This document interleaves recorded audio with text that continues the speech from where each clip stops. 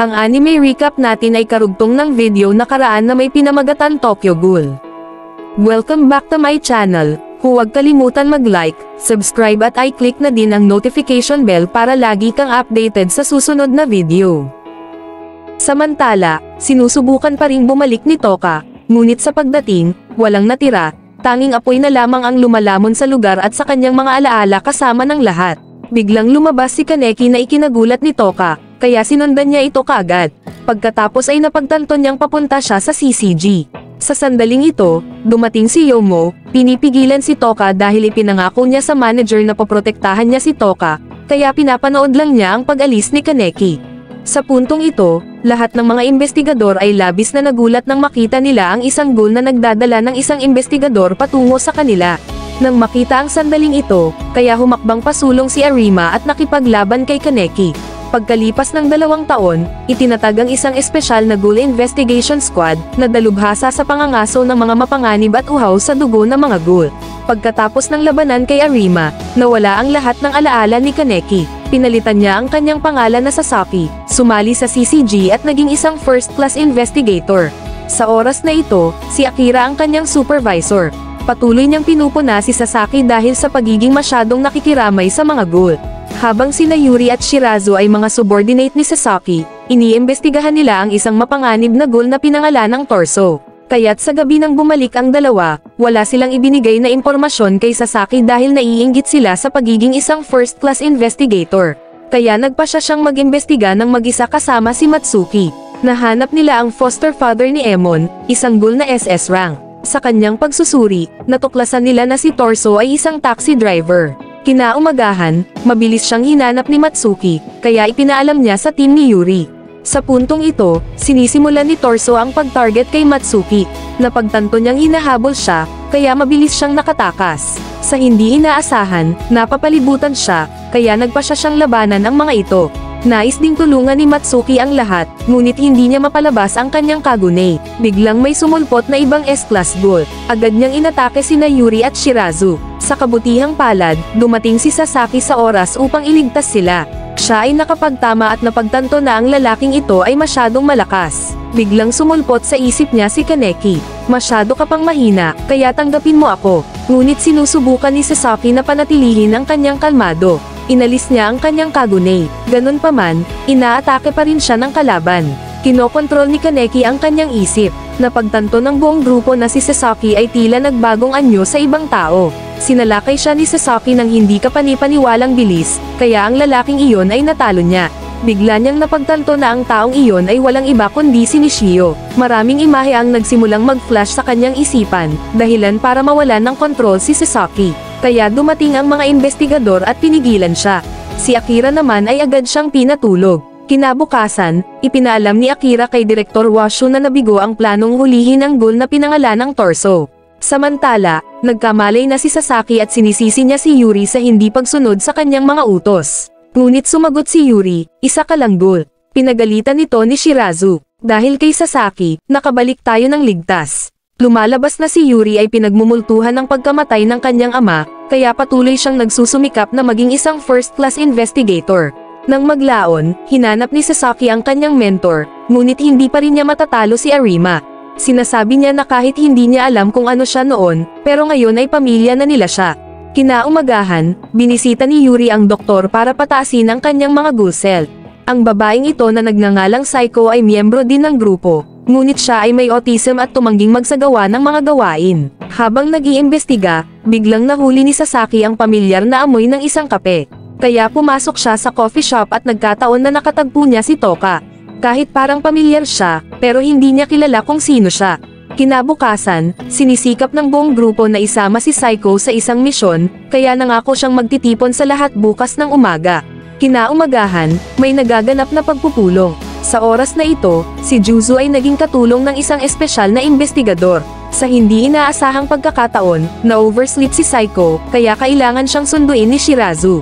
Ang kanilang misyon ay makalusot sa isang ghoul auction, ngunit kailangan muna nilang lumapit sa Nutcracker. Kaya, nang gabing iyon, lahat sila ay nagbabalat kayo bilang mga babae at pumasok sa isang nightclub. Ang pangit kasi nila kaya lahat ng lalaki ay tumakas. Habang si Sasaki ay gusto pang malaman ang tungkol sa kanyang nakaraan, natatakot na kapag bumalik ang kanyang mga alaala, hindi na siya magiging Sasaki. Bigla nilang nakita ang Nutcracker, kaya nilapitan siya ni Matsuki. Sa hindi inaasahang pagkakataon, nagtagumpay sila sa pagkuha ng imbitasyon sa auction. Sa kabilang banda, itinalaga ni Eto ang gawain kay Ayato na bantayan ang auction.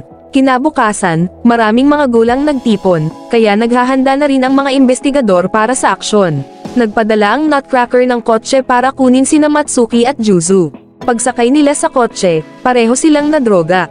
Nang nagising sila, napagtanto nila na sila ay kinidnap. Sa puntong ito, nagsimula na ang auction. Agad nilang pinaakyat si Matsuki. Nang malaman nilang si Matsuki ay kalahating ghoul, agad silang nagkompetensya para bilhin siya.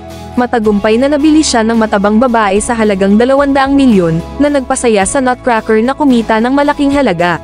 Ngayon naman ay si Juzu, hindi man lang siya natatakot, bagkos ay inilabas niya ang kanyang kutsilyo at inatake sila. Kinikilala siya ng matabang babae bilang dati niyang alaga. Napagtatanto na ang auction ay napapalibutan na, si Ayato ay nagsimulang kumilos din. Nagsimula na ring sumugod ang grupo ni Sasaki para iligtas si Matsuki. Sa labas, si Nanagi at Miza ay magkaharap kay Akira. Habang si Matsuki ay binihag ng ibang tao, biglang lumitaw si Torso at iniligtas siya, dahil sa huling pagkakataon ay hindi pa rin niya ito nakain. Ngunit ang taong ito ay tumayo at natalo siya. Sinasamantala ang pagkakataon, tumakas si Matsuki. Gusto pala niyang hulihin si Matsuki para iregalo kay Tsukiyama. Sa kabutihang palad, dumating si Sasaki sa oras at nailigtas siya. Sa panig ng iba pang mga investigador sa oras na ito, nakatagpo nila si Investigator Seido, ngunit siya ay naging isang baliw na ghoul. Kinikilala nila na siya ay dating investigador. Habang si Juzu ay nakikipaglaban pa kay Ayato, ang grupo ni Sasaki ay nakikipagtulungan upang talunin ang ghoul na ito. Biglang may lumitaw na ibang tao upang iligtas siya at tinulungan siyang makatakas. Samantala, sunod-sunod na inalis ng Nutcracker ang mga investigador. Hindi lamang niya natalo ang mga ito, kundi kinain din ang kanilang laman. Inutusan kaagad ng commander ang grupo ni Sasaki na alisin siya, kaya mabilis silang nahati sa dalawang koponan. Si Yuri at Matsuki ay pumunta upang iligtas ang mga nahuli. Pagdating nila sa basement ay nakasalubong nila si Juzu kaya agad silang inatake nina Juzu at Yuri. Matapos i-upgrade ang kanyang mga cell, napagtanto ni Yuri na siya ay naging mas malakas. Bigla siyang tinambangan at inatake ng matabang babaeng ito. Samantala, paglabas ni Sasaki ay agad siyang inatake ni Seido.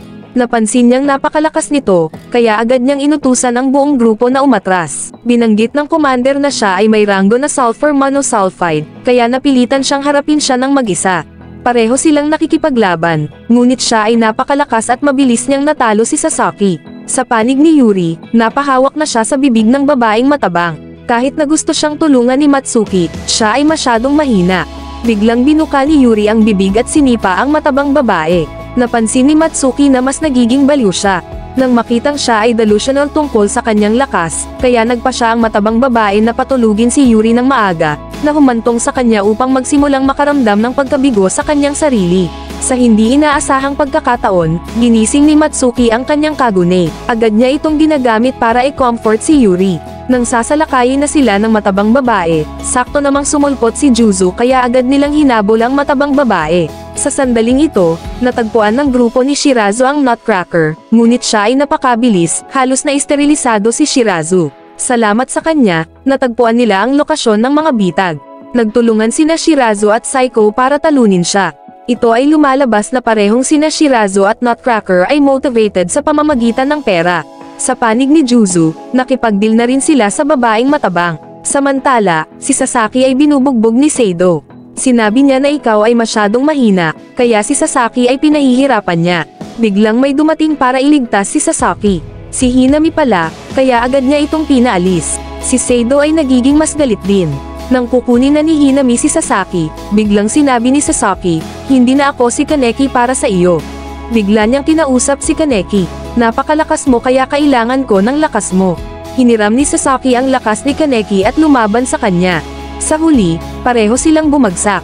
Sa sandaling ito, dumating si Arima na nagbabalak na hulihin si Hinami, kaya humakbang si Sasaki upang hilingin, "Ako na ang bahala sa kanya." Sa wakas, natapos na ang labanan, kaya isa-isang umalis ang organisasyon ng Aogiri. Dahil nakaranas sila ng matinding pagkatalo, ang mga investigador ay nanalo. Kaya kinabukasan, ang buong grupo ay na-promote. Si Yuri, kahit na na-promote sa rank 1, ngunit alam niyang kailangan niyang maging mas malakas. Samantala, si Sasaki ay nag-oorganisa ng isang kapistahan ng pagdiriwang para sa lahat. Nang gabing iyon, parehong dumalo sina Arima at Akira sa party kasama nila. Pagkatapos ng kasiyasayang pagkain, patuloy na binibigyan ni Sasaki ng regalo ang lahat na nagpapasaya sa kanila. Sa sandaling ito, tinitingnan ni Sasaki ang isang maskara at isang talaarawan dahil may nagpadala nito sa kanya, kaya pumunta siya sa kape ni Toka upang tikman ang pamilyar na lasa. Kinaumagahan, nagkataon na nakita ni Yuri si Shizuki sa ospital. May sakit pala ang ate niya, kaya gusto niyang kumita ng pera para sa operasyon ng ate niya. Sa oras na ito, gustong iligtas ni Kanae, ang lingkod ni Sukiyama, ang kanyang amo. Nawala na pala sa isip si Sukiyama mula nang nawala si Kaneki. Nagiging mahinahon lang siya kapag gumagamit ng pampakalma. Sa panig ng organisasyon ng Aogiri, si Ayato ay nakikipagtalo kay Tatara dahil nahuli si Hinami. Simula nang umalis si Kaneki ay si Ayato na ang nag-aalaga sa kanya. Tungkol naman kay Sasaki, kasalukuyan niyang kausap si Hinami. Sinabi niya na ang lahat ay naghihintay pa rin sa kanya. Pasensya na, hindi ako si Kaneki. Kaya umalis siya, ngunit hindi maintindihan ni Sasaki kung bakit gusto niya itong iligtas. Samantala, natuntun na ni Kanae ang kinaroroonan ni Kaneki. Sa panig ng CCG, may pagpupulong kasama ang mga matataas na investigador. Biglang may dumating na batang babae para magpakilala sa grupo ni Sasaki, na ikinagulat ng lahat dahil siya, sa kanyang edad, ay isa ng assistant ng isang special investigator. Sa oras na ito, ang mga espesyal na investigador ay nasa isang misyon, pinangangasiwaan ang mga miyembro ng pamilya ni Sukiyama. Habang bumisita si Sasaki sa mask shop ni Uda para magtanong tungkol sa kanyang maskara, ngunit tumanggi siyang aminin na ginawa niya ang maskara na iyon. Kinabukasan, pagkatapos ipaalam ni Kanae kay Sukiyama na si Sasaki ay si Kaneki, agad niyang hinabol si Sasaki kahit ano paman, pero sa hindi inaasahan, natapilok siya at bumagsak. Napagtantong hindi maayos, kaya agad siyang inilayo ni Kanae, iniwan siyang bigo dahil hindi siya nakilala ni Kaneki. Sa panig ng ama ni Sukiyama, nagpadala ng tape ang lalaking bilog ang ulo. Mabilis daw niyang lilipulin ang sarili niyang pamilya. Samantala, gusto ni Sukiyama na maalala siya ni Kaneki, kaya sinubukan niyang lapitan si Sasaki, na natuklasan na ang kanyang libangan ay nagbabasa pa rin ng mga libro. Akala niya ay may pagkakataon na siya, ngunit sa hindi inaasahan ay napigilan ni Saiko ang kanyang plano, kaya umalis ang buong grupo. Ngunit hindi sumuko si Sukiyama, patuloy niyang hinahabol si Sasaki. Napagtanto ang intensyon ng kanyang master, kumuha si Kanae sa organisasyon ng Aogiri para sa tulong. Kaya noong gabing iyon ay sinalakay sila, na pinaghiwalay si Sasaki at ang kanyang grupo. Agad na sinalakay sina Yuri at Matsuki, buti na lang at sa wakas ay naitaboy din sila. Sa puntong ito, napapalibutan si Sasaki. Pagbalik ng grupo, nalaman nilang natalo niya silang lahat. Samantala, si Saiko ay inaatake ng clown na ito. Sa kabutihang palad, itinaboy siya ng isang lalaki at iniligtas siya, at siya pala ay si Investigator Emon. Sa huli, ligtas ang buong grupo. Sa puntong ito, galit na galit si Kanae dahil nabigo ang plano. Bigla niyang nakasalubong si Eto at nahuli siya nito.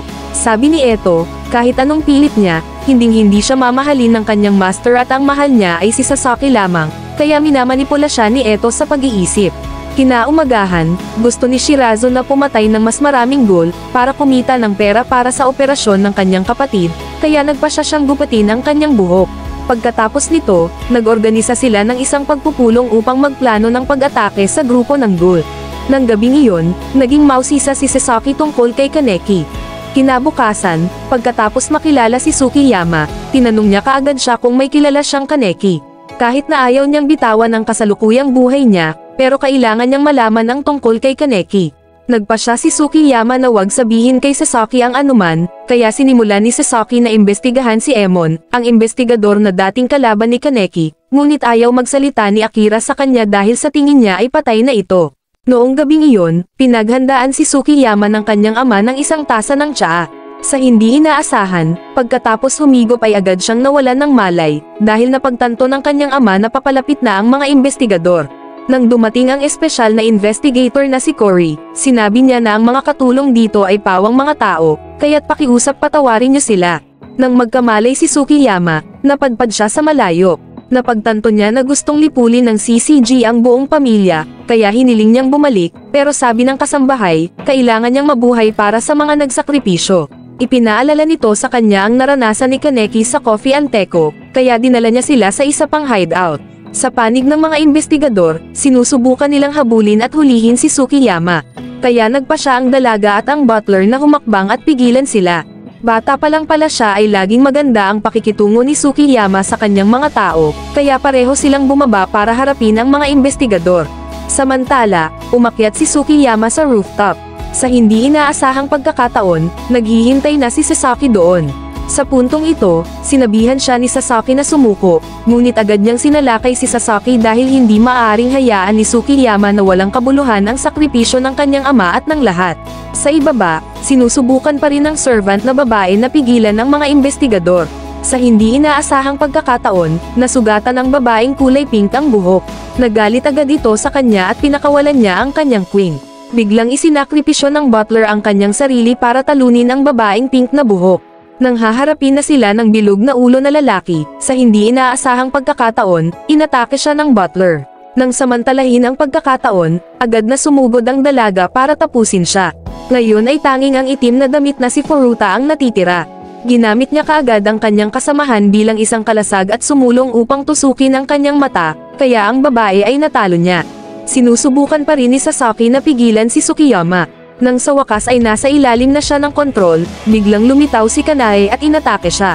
Sa puntong ito, haharapin na ni Kanae si Sasaki, pagkatapos ay naalala niya ang pakikipaglaban kay Arima. Mabilis na nabawi ang kanyang kamalayan sa pag-iisip upang makatakas, kaya nabaliw si Sasaki at inatake si Kanae. Nang haharapin na ni Sasaki si Kanae, nakialam si Tsukiyama.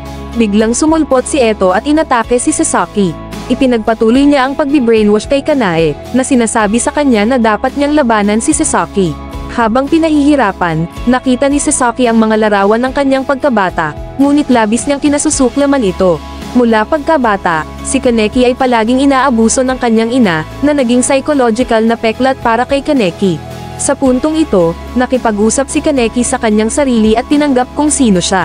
Ang kanyang buhok ay naging itim dahil dito. Kaya nagising si Kaneki, naging mas malamig at mas malupit. Hindi na siya katapat ni Kanae. Para naman kay Tsukiyama, maaga rin siyang pinatulog para makapag-focus siya sa pakikipaglaban sa isang mapagpasyang labanan sa One-Eyed King. Sa koponan ni Yuri, nakikipag-ugnayan sila sa isang taong may mga super regenerative na kakayahan. Kahit anong laban nila, hindi siya namamatay. Kaya nagpa siya si Shirazu na ilabas ang kanyang queen para harapin siya. Akala nila, patay na siya sa pagkakataong ito, ngunit mas lalo siyang nauuhaw sa dugo ngayon. Determinado si Shirazu na talunin siya, kaya pinakawalan niya ang kanyang kagune at lumaban sa kanya ng buong lakas. Sinasamantala ang kanyang humihinang estado, si Yuri ay nagmamadaling pumasok upang tapusin siya. Siya pala ang kaibigan na pinakiusapan ng manager na alagaan si Eto. Sa huli, pareho silang nagwagi. Gayunpaman, si Shirazu ay nasugatan at bumagsak. Nang makita siyang bumagsak sa harap nila, labis na nalungkot ang grupo. Samantala, nakikipaglaban pa rin si Kaneki kay Eto. Sinabi niya, minsang hiniling sa akin ng ama mo na iligtas kita, pero isa ka lang palang basura. Sa hindi inaasahang pagkakataon, ang kasalukuyang lakas ni Kaneki ay lubos na nalampasan si Eto, kaya natalo niya ang One-Eyed King, ngunit sa kabutihang palad ay nakatakas ito. Pagdating ni Cory, nakita niyang kinakain ni Kaneki ang natitirang katawan ng One-Eyed King. Sa puntong ito, sabi ni Kaneki, hayaan mo akong hawakan si Tsukiyama. Pagkatapos ay hinagis niya ito pababa ng gusali, dahil alam niyang tiyak na poprotektahan siya ni Kanae. Nang lumingon si Kaneki, nakita niyang namatay na si Shirazu, ngunit malamig niyang sinisi si Yuri sa pagiging masyadong mahina. Para naman kay Tsukiyama, sinundo na siya ni Toka. Hindi pala nahuli ang kanyang ama. Maya-maya, ang labanan sa pagitan ng CCG at ng Organisasyong Ghoul ay nagiging mas matindi. Ang pinuno, si Washo, ay patuloy na nag-uutos sa mga investigador na lipulin ang mga pinagtataguan ng Aogiri. Napagtanto ni Eto na malapit nang matalo ang Aogiri. Si Kaneki ay naging isang cold-hearted investigator. Biglang lumabas si Eto sa telebisyon, at lantarang idineklara ang kanyang sarili bilang isang ghoul, na ikinagulat ng lahat. Inanunsyo ni Eto ang kanyang pagnanais na lumikha ng isang mundo kung saan ang mga tao at mga ghoul ay maaaring manirahan ng magkasama. Sa sandaling ito, dumating si Kaneki sa press conference upang arestuhin si Eto. Habang dinadala siya sa bilangguan, ipinaalam ni Eto kay Kaneki na ang Washo Clan ang kumokontrol sa mundong ito. Lahat sila ay mga ghoul, kasama si Risi, na may mahalagang papel sa organisasyon. Sa sandaling ito, ang ama ni Risi, siya ay hinahabol ni Arima. Gusto pala niyang malaman kung nasaan si Risi, pero ayaw niyang magsalita, kaya tinapos siya ni Arima. Nakipag-negotiate si Eto kay Kaneki, nakipag-deal sa kanya. Sa labas, sinimulan ni Ayato na salakayin ng bilangguan. Sinamantala ang pagkakataong ito, hinanap ni Kaneki si Hinami para ilabas siya doon. Kahit na sinampal si Kaneki, si Hinami ay lihim na masaya sa kanyang puso. Sa puntong ito, si Ayato ay pinigilan ni Arima. Sa kabutihang palad, dumating ang grupo ni Toka sa oras upang tulungan siya. Si Arima pala ang pumatay sa ina ni Toka. Nangako si Yomo na poprotektahan niya ang kanyang dalawang apo, kaya't sama-sama silang sumalakay kay Arima, ngunit silang tatlo ay hindi pa rin niya katugma.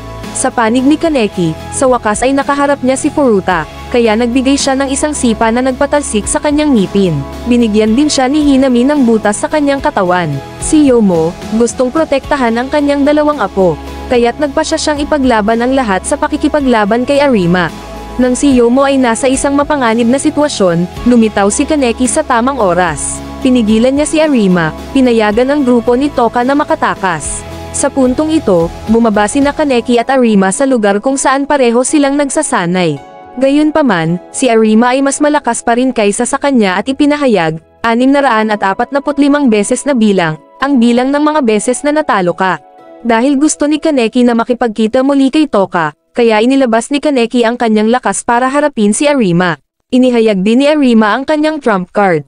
Sa oras na ito, si Furuta ay buhay pa rin, ngunit hindi sinasadyang nakatagpo si Eto. Samantala, si Kaneki ay binubugbog pa rin ni Arima.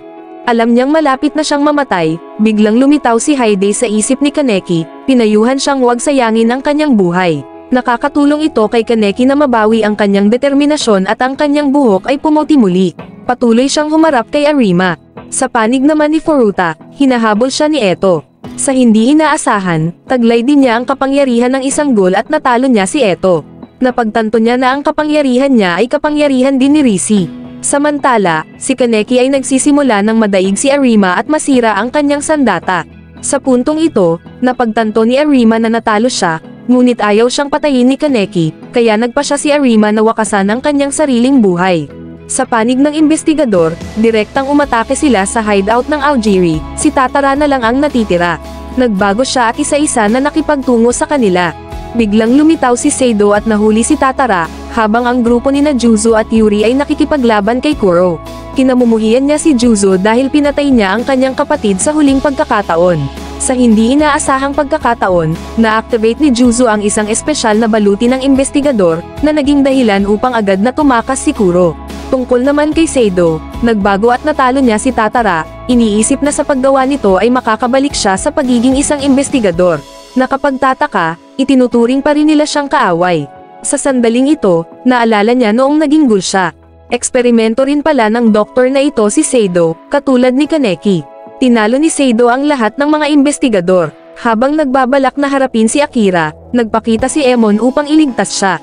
Samantala, bumalik na si Kuro para hanapin ang doktor. Sinabi niya sa kanya na buhayin si Shiro para sa kanya, dahil naririnig pa rin niya ang kanyang boses sa kanyang tiyan. Pero sabi ng doktor, umutot lang daw, kaya binuksan niya ang kanyang iba pang mga eksperimento. Kahit na si Emon ay naging isang ghoul, pero mas mahina pa rin siya kay Seido. Buti na lang at dumating sa oras ang grupo ni Yuri para sumuporta. Nang si Seido ay nasa panganib, si Akira ay tumakbo para sanggain ang atake para sa kanya, dahil sila ay dating magkakaibigan. Biglang hinarang ni Emon ang grupo ni Yuri. Sinabi niya kay Seido na mabilis na kunin si Akira, kaya umalis si Seido. Ngayon si Emon na lang ang natitira para harapin ang grupo ni Yuri. Sa pag-aakalang papatayin na nila siya, agad siyang nag-transform. Napagtanto ni Yuri na si Emon ay isang mutated ghoul, ngunit nagpa siya si Yuri na wag mawala ang sinuman. Agad niyang sinimula ng pakikipaglaban kay Emon, ngunit natalo pa rin siya sa kanya, kaya umalis si Emon.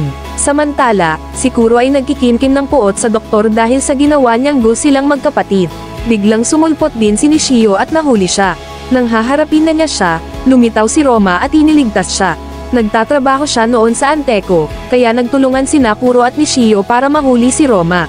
Sa wakas, natapos na ang labanan at ligtas ang lahat.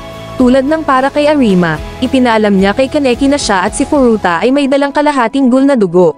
Ang mga batang ipinanganak na may ganitong dugo ay dumaranas ng maagang pagtanda, maliban kay Eto. Mayroon siyang espesyal na kaso. Kaya alam niyang limitado ang kanyang oras at nagbubunyag ng sikreto kay Kaneki. Ang pinuno ng Washu clan ay isang ghoul. Hiniling din niya kay Kaneki na patayin ang One-Eyed King. Sa wakas, napalaya na si Arima.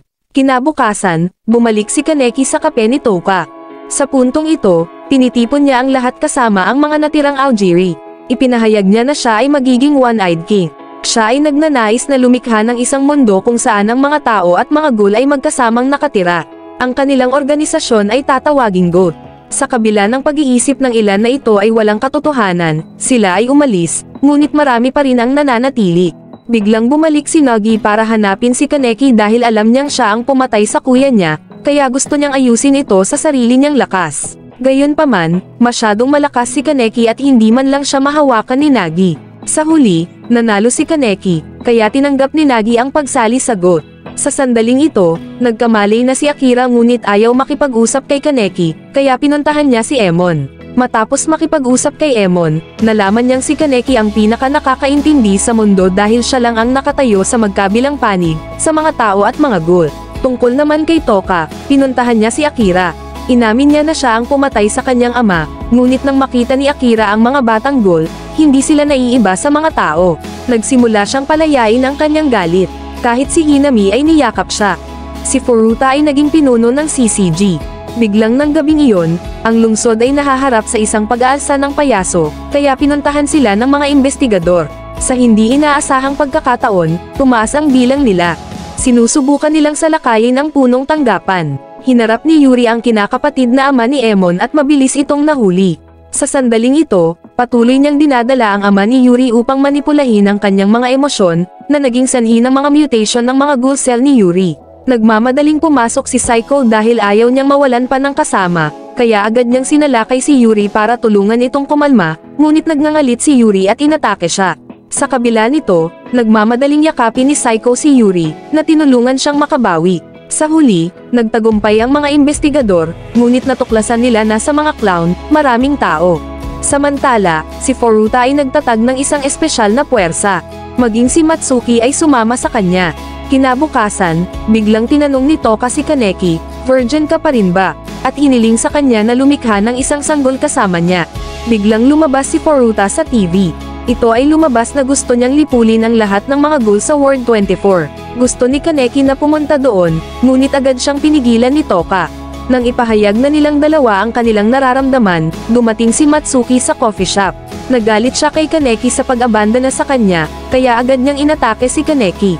Napagtanto na ang taong ito ay ang ikatlong partido, kaya't ang dalawa ay agad na nagseselos, ngunit sila ay nahihigitan, kaya't agad na dinala palayo ni Kaneki si Toka.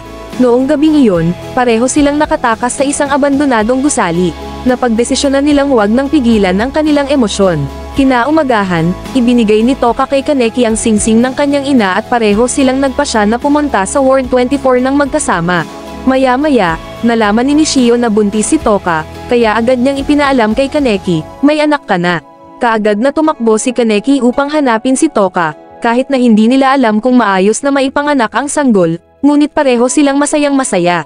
Sa panig ni Yuri at Psycho, napagtanto nila na lumalala ang CCG, dahil may konspirasyon si Furuta. Habang nag-aayos ng kasal sina Kaneki at Toka, lahat ay dumating upang batiin sila. Biglang nagpadala si Matsuki ng mga tropa para palibutan si Kaneki. Samantala, pumunta si Yuri kay Furuta para sabihing tumigil na siya. Sa hindi inaasahang pagkakataon, nakipagtulungan siya sa mga clown na umatake sa kanila, kaya't pareho nilang inilabas ang kanilang mga quinks at humarap sa kanila. Sa hindi inaasahang pagkakataon ay nagsimula silang mag-transform at naging SSS rank ghouls. Napagtanto man nila kung gaano siya kalakas, pero desidido si Yuri na labanan siya at agad siyang nilamon. Sa pag-aakalang nanalo sila, agad na nakatakas si Yuri. Sa panig na ito, nagsisimula na rin ang labanan ng mga grupo ni Kaneki. Napagtanto niya na lahat ng grupong ito ay may mga Jin ni Risi. Ngayon, lumitaw na rin si Juzu, kaya agad siyang sinugod ni Juzu ng hindi kapani-paniwalang bilis. Tungkol naman sa mga kaibigan niya, kanya-kanyang inaasikaso ang mga investigador. ipinapahayag nilang lahat si Kaneki bilang kanilang hari. Samantala, kinakalaban ni Toka si Matsuki. Sa panig ni Yuri, nagising niya ang isang kalasag at natalo ang dalawang clown, ngunit ang taong ito ay tinapos ng pinuno ng squad. Biglang dumating ang ibang mga investigador at pinagbabaril siya. Kasalukuyang nasa hand-to-hand battle si Kaneki kay Juzu. Nang makitang napapalibutan si Toka, si Kaneki, na nag-ambala, ay tinamaan ni Juzu, kaya agad siyang inatake ng grupong ito. Kahit napagod, ngunit determinado, pinilit niyang iligtas si Toka. Ang iba't ibang bersyon niya ay sunod-sunod na lumilitaw, na agad na tumutulong sa kanya upang mabawi ang katahimikan. Samantala, si Furuta, sa simula pa lang, gusto niyang gawing dragon si Kaneki, kaya minanipilan niya si Matsuki para mawalan ng kontrol si Kaneki. Ngayon ang mga higanteng buntot ay patuloy na sumisira sa lungsod. Binayaran din ng doktor ang presyo para sa kanyang mga eksperimento sa pamamagitan ng pagpapakamatay, kaya walang impormasyon ang lahat ng mga investigador. Sa oras na ito, buhay pa pala si Haidai. Palaging lihim na tinutulungan niya si Kaneki, ngunit sa hindi inaasahang pagkakataon ay nagbago siya ng ganito. Sa sandaling ito, natutulog pa rin ang dragon. Ang grupo ni Toka ay hindi alam kung paano siya ililigtas, habang ang mga investigador ay nag-aalala na kung ito ay magising muli, ang buong lungsod ay mawawasak. Biglang inakay ni Haidai ang lahat sa punong tanggapan ng CCG. Gusto niyang magtulungan ng mga ghoul at mga tao sa pagkakataong ito, kahit na mahirap burahin ang puot sa pagitan ng mga tao at mga ghoul. Ngunit maraming mga espesyal na investigador ang sumusuporta dito, kaya nagpa siya silang makipagtulungan. Habang nag-uusap kay Haidai, biglang naalala ni Toka ang singsing na ibinigay niya sa kanya, kaya maaari silang gumamit ng metal detector upang matukoy ang lokasyon ni Kaneki. Biglang, nagsimulang gumising ang dragon, na naglabas ng isang kuyog ng maliliit na halimaw na umaatake sa lungsod. Sa oras na ito, lumitaw si Matsuki, inaatake sina Yuri at Saiko, dahil lagi niyang pinagsisisihan na ginawang ganito si Kaneki. Nang sinubukan niyang tapusin ang kanyang sarili, pinigilan siya ni Yuri dahil ayaw nilang mawalan pa ng iba. Samantala, sa isip ni Kaneki, na naginip siya na marami siyang napatay, bigla niyang nakasalubong si Risi. Tinutuya ni Risi ang pangarap ng mga tao at mga ghoul na mamumuhay ng magkasama bilang walang pag-asa. Ngayon ay naging sanhi ito ng maraming tao na mamatay, ngunit napagtanto ni Kaneki na mayroon pa rin siyang mga kaibigan, kaya dapat siyang bumalik sa kanila. Samantala, natagpuan ni Toka si Kaneki. Agad niya itong dinala sa ospital. Sa wakas, nagkamalay si Kaneki. Sa puntong ito, nalaman ni Kaneki na nagtulungan ang mga investigator at mga ghoul. Salamat kay Haidai, napakasaya niya. Paglabas niya para tingnan ang sitwasyon, nakita niya si Furuta na ini-interview ang grupong ito, tungkol sa kung masarap ba ang laman ng tao. Samantala, sa panig ng investigador, natuklasan nila ang maraming tao na nagiging mga ghoul. Biglang umatake ang mga halimaw sa kanila. Sa pagkamatay, naglalabas sila ng nakakalason na sangkap. Natatakot si Kaneki na ang paggamit ng kapangyarihang ito ay magdudulot sa kanya na mawalan muli ng kontrol, ngunit upang maprotektahan ang lahat, kailangan niyang gamitin ito. Sa hindi inaasahan, nag-evolve siya ng isang pares ng mga pakpak at nakikitungo sa lahat ng mga ito. Pagkatapos, ibinalik nila si Saiko para gamutin. Sa gabi, nahanap ni Haidai si Kaneki. Sabi ni Kaneki, hayaan mo akong makita ang iyong mukha. Sa hindi inaasahan, tuluyan nang nag-transform ang kanyang mukha, na nagdulot ng labis na kalungkutan kay Kaneki dahil palaging nagsasakripisyo si Haidai para sa kanya. Sa puntong ito, alam ng buong grupo na kailangan nilang talunin ang dragon bago ito magising. Kaya agad sinabi ni Kaneki, hayaan niyo ako, dahil kaya niyang labanan ang toxicity nito. Bigla silang tinambangan ng mga tropa ni Furuta. Sila ay mga individual na pinagkalooban ng kapangyarihan ng dragon, kaya lahat ay nagtitipon upang maghanda para sa labanan laban sa kanila. Biglang may sumulpot na ghoul. Agad nitong pinapatay ang maraming investigador. Ito pala ang assassin ni Eto, na kontrolado ng foster father ni Emon. Samantala, hinahanap ni Kaneki ang core ng dragon, ngunit nakita niya ang figura ni Risi. Biglang nagising ang mga halimaw, kaya sinabihan ni Ayato si Kaneki na magpatuloy, upang pigilan sila. Sa oras na ito, nagsimulang kumilos ang nakamaskara na clown. Agad siyang inatake ni Emon, na kinikilala siya bilang kanyang kinakapatid na ama, ngunit siya ay napakalakas at kaya pa niyang hatiin ang kanyang sarili. Sa panig ni Yomo, natuklasan niya na ang taong ito ay si Uda. Sa kabila ng pag-atake ni Uda, tinuturing pa rin siyang kaibigan ni Yomo. Pero tumawa siya at nag-transform dahil gusto niya itong personal na patayin. Sa kabila ng pagiging kaibigan niya palagi, natalo niya ito. Sa wakas, naintindihan na ni Uda ang nasa isip ni Yomo, kaya lagi silang magkakaibigan. Samantala, si Emon ay binubugbog ng matandang ito, ngunit natukoy na niya ang pangunahing katawan ng matanda, kaya sumugod siya upang tapusin siya. Sa sandaling ito, pinatawad ni Emon ang kanyang kinakapatid na ama. Bagamat kinain niya ang maraming tao sa nayon, tinuturing pa rin siya ni Emon bilang kanyang ama. Tungkol naman kay Kaneki, muli niyang nakatagpo si Furuta. Patuloy niyang inaatake si Kaneki, ngunit sa hindi inaasahang pagkakataon, nabali agad ni Kaneki ang kanyang espada sa pamamagitan ng pagkagat nito. Nakakadismaya ito sa kanya. Ngayon ay ipinakita ni Kaneki ang kanyang tunay na lakas. Agad siyang nag-transform at pinutol ang braso, kaya inilabas din niya ang kanyang tunay na kapangyarihan, na nag-transform bilang isang halimaw. Inatake niya si Kaneki, ngunit tumanggi si Kaneki na sumuko, desidido siyang talunin ang kalaban na ito. Sa wakas, siya ay nagwagi. Kahit sa kamatayan, nakikita niya ang mundong ito bilang sarili niyang laro. Ngayon ay naalala niya ang nakaraan nila ni Rishi. Sa koponan ni Kaneki, sila rin ay nagwagi. Ngunit kailangan pa ring talunin ni Kaneki ang dragon. Sa huli, nahanap niya ang core nito. Ang core pala nito ay si Rishi. Kaya personal niyang tinapos ang laban na ito. Kaya ang dragon ay nagsimulang gumuho. Pagkalipas ng 6 na taon, ang lungsod ay naibalik. Matagumpay niyang naitayo ang isang mundo kung saan ang mga tao at mga ghoul ay magkasamang nakatira. Ngayon lahat ay nagtitipon sa tahanan ni Kaneki at siya ay may isang anak na babae. Maraming salamat sa panonood.